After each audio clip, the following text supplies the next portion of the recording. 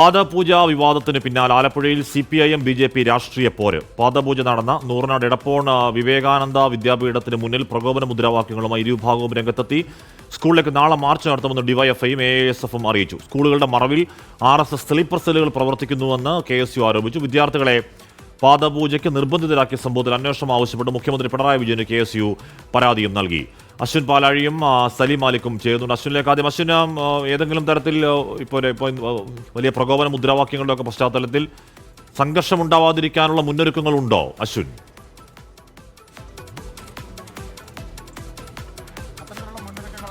ഇപ്പോൾ ഇതിനോടകം തന്നെ തുടങ്ങിയിട്ടുണ്ട് കാശ്മീർ. കാരണം രണ്ട് പ്രധാനപ്പെട്ട സ്കൂളുകളാണെന്ന് മാവേലിക്കര വിദ്യാധിരാജ സ്കൂളും മറ്റൊന്ന് നൂർനാട് വിവേകാനന്ദ സ്കൂളും. ഈ വിവേകാനന്ദ സ്കൂളിലാണ് BJP ജില്ലാ ജനറൽ സെക്രട്ടറിക്ക് ഇന്നലെ വിദ്യാർത്ഥികളെ കൊണ്ട് പാദപൂജ ചെയ്യിച്ചത്. ഇതാണ് വലിയ രാഷ്ട്രീയ വിവാദത്തിലേക്ക് കാര്യങ്ങളെ നയിച്ചതും. ഇന്നലെ രാത്രി ഈ സ്കൂളിലേക്ക് ഡിവൈഎഫ്ഐയുടെ ഒരു നൈറ്റ് മാർച്ച് ഉണ്ടായിരുന്നു. ഈ നൈറ്റ് മാർച്ചിനെ പ്രതിരോധിക്കാനാണ് BJP പ്രവർത്തകർ രാത്രി തന്നെ പ്രകടനവുമായി എത്തിയത്. അങ്ങനെ ഇരുവിഭാഗവും ഏറ്റുമുട്ടുന്ന ഒരു സാഹചര്യം രാത്രി തന്നെ ഉണ്ടായിരുന്നു. പോലീസ് എത്തിയാണ് രണ്ട് വിഭാഗം ആളുകളെയും മാറ്റിയത്. എന്നിട്ടും പിരിഞ്ഞു പോകാതെ സ്കൂളിന് മുന്നിൽ തന്നെ തമ്പടിച്ച് ഇരുവിഭാഗവും നിന്നു. അങ്ങനെയാണ് പ്രകോപനപരമായ മുദ്രാവാക്യം ഈ സ്കൂളിന് മുന്നിൽ വെച്ച് ഉണ്ടായത്.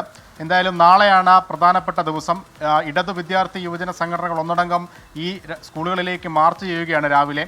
ഇതിനെ ചെറുക്കാൻ BJP പ്രവർത്തകർ ഉണ്ടാകുമെന്നുള്ളതാണ് അവരുടെ പ്രഖ്യാപനം. എന്തായാലും വലിയ രാഷ്ട്രീയ പോരിലേക്ക് ഈ കാര്യങ്ങൾ തെരുവിലേക്ക് കടക്കുന്ന സാഹചര്യമാണുള്ളത്. നാളത്തെ മാർച്ചിനെ നേരിടാൻ BJP പ്രവർത്തകരും രാഷ്ട്രീയ സംഘർഷങ്ങളൊക്കെ ഒഴിവാക്കാൻ പോലീസും ജാഗരൂകരാണ്. ഇതിനോടകം തന്നെ സ്കൂളിന് മുന്നിൽ പോലീസിൻ്റെ സുരക്ഷയും ഏർപ്പെടുത്തിയിട്ടുണ്ട്. സ്കൂളിനെയും രാഷ്ട്രീയമായി സംരക്ഷിക്കുമെന്നുള്ളതാണ് BJP ജില്ലാ കമ്മിറ്റിയുടെ പ്രതികരണം. എന്തായാലും ഈ പാദപൂജ വിവാദം ചെറുതല്ലാത്ത പോരിലേക്ക്, രാഷ്ട്രീയ പോരിലേക്ക് പോകുന്ന കാഴ്ചകളാണ് ആലപ്പുഴയിൽ നിന്ന് കാണാനുള്ളത്. ഓക്കെ, സലീം മാലിക്കുട്ടി. സലീം, സംസ്ഥാനത്തെ ജനാധിപത്യ മതേതര ബോധം ചോദ്യം ചെയ്യുന്ന ഇത്തരം പ്രവർത്തനങ്ങൾ അവസാനിപ്പിക്കേണ്ടതുണ്ടെന്നും ഒരു വിദ്യാർത്ഥിക്ക് തന്നെ ആത്മാഭിമാനത്തെ ചോദ്യം ചെയ്യുന്നതിന് സമാനമാണ് ഈ പ്രവൃത്തി എന്നൊക്കെയാണ് KSU മുഖ്യമന്ത്രി കൊടുക്കുന്ന പരാതിയിൽ പറയുന്നത്. അതിൽ എന്ത് തുടർ നിയമ നടപടിയാണ് മുഖ്യമന്ത്രിക്ക് പരാതി നൽകുന്നതിലൂടെ KSU പ്രതീക്ഷിക്കുന്നത്? സലീം. ഈ വിഷയത്തിൽ KSU ഒരേ സമയം പ്രതിഷേധമുയർത്തുകയും അതിനോടൊപ്പം തന്നെ നിയമ നടപടി കൂടി ആരംഭിക്കാനുള്ള ഒരുക്കത്തിലാണ്. അതിന്റെ പശ്ചാത്തലത്തിലാണ് ആദ്യഘട്ടം എന്നോണം മുഖ്യമന്ത്രിക്ക് പരാതി നൽകിയിരിക്കുന്നത്. ആ പരാതിയിൽ പറയുന്നത് സ്കൂളുകളിൽ RSSന്റെ സ്ലീപ്പിംഗ് സെല്ലുകൾ പ്രവർത്തിക്കുന്നുണ്ട് എന്നുള്ളതാണ്. കാസർഗോഡ് ബന്ദടുക്കയിലെ RSS നിയന്ത്രണത്തിലുള്ള സരസ്വതി വിദ്യാലയത്തിലും ഒപ്പം മാവേലിക്കര വിദ്യാധിരാജ സെൻട്രൽ സ്കൂൾ ഉൾപ്പെടെയുള്ള വിവിധ ജില്ലകളിൽ ഇത്തരത്തിൽ സ്ലീപ്പർ സെല്ലുകൾ പ്രവർത്തിക്കുന്നുണ്ട്.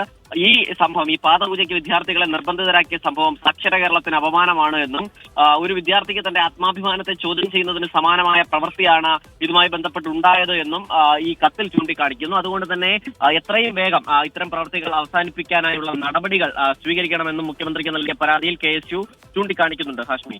ഓക്കെ, അപ്പോൾ പ്രതിഷേധത്തിനൊപ്പം ഇത്തരത്തിൽ എന്താണ് നിയമ നടപടിയുടെ വഴി കൂടി തേടുകയാണ് KSU. അവിടെ നൂറിനോട് എടപ്പോൺ സ്കൂളിൽ വലിയ പ്രകോപന മുദ്രാവാക്യം, അത് സംഘർഷത്തിലേക്കൊന്നും പോകാതിരിക്കട്ടെ, സമാധാനം ഉണ്ടാവട്ടെ. അധ്യാപകരെ ബഹുമാനിക്കാൻ RSS പഠിപ്പിച്ചു തരേണ്ടെന്ന് യൂത്ത് കോൺഗ്രസ് സംസ്ഥാന അധ്യക്ഷൻ രാഹുൽ മാങ്കൂട്ടത്തിൽ MLA. വിദ്യാഭ്യാസം എന്നതുകൊണ്ട് ഉദ്ദേശിക്കുന്നത് നവോത്ഥാനമാണ്, കാല് കഴുകിയല്ല അധ്യാപകരെ ബഹുമാനിക്കേണ്ടതെന്നും രാഹുൽ മാങ്കൂട്ടത്തിൽ 24നോട് പറഞ്ഞു.